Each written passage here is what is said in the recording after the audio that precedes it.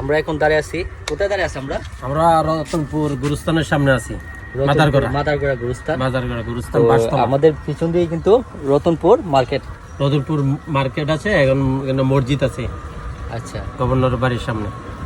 তো এখন তো ডিরেক্টলি যাওয়া যায় না, এখন নগরে যেতে সমস্যা হয় না। ডিরেক্টলি যাওয়া যায়, কিন্তু এখনো রাস্তাটা পরিপূর্ণভাবে কাজ কমপ্লিট হয় নাই, চালু হয় নাই। হ্যাঁ, যারা যেভাবে কাজ করছে আদামাদা এখনো অনেক কিছু রয়ে গেছে।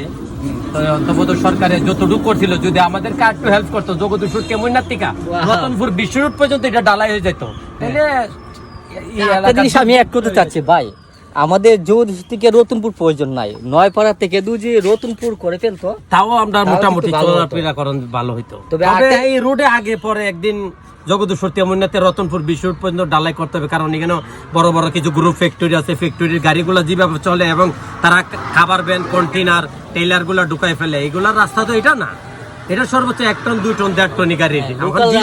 লোকাল রাস্তা ছোট ছোট, কিন্তু যে পরিমাণ গাড়ি ঢুকে সেই পরিমাণ অনুযায়ী আরো রুট ভারী করতে হবে।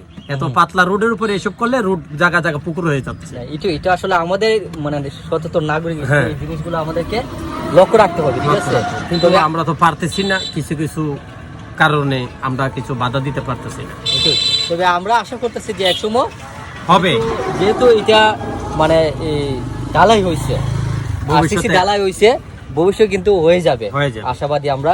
তবে যাদের মাধ্যমে এটা হয়েছে তাদেরকে কি ধন্যবাদ জানাবেন?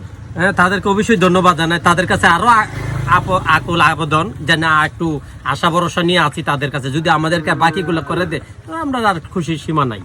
আমরা এতটুকু চাওয়া পাওয়া আছি, এবং এই দেশের জনগণের এবং সবই এইগুলো চাই, কারণ যার যার এলাকার রাস্তাঘাট না থাকলে এলাকার কোনো দাম থাকে না। এটা সত্য, রাস্তাঘাটে হচ্ছে যোগাযোগের উন্নয়ন এবং এলাকায় উন্নয়ন।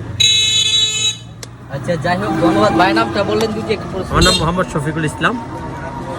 শফিকুল ইসলাম ভাই, এই রাস্তার জন্য নয়পাড়া টু রতনপুর যে কোরাগ্রামের যে রাস্তাটা, তার কিন্তু অবদান আছে। আমি যেটা অনেক করেছি, দেখেছেন তো আপনারা, আমি নিজেও আমার ভিডিও দিছি।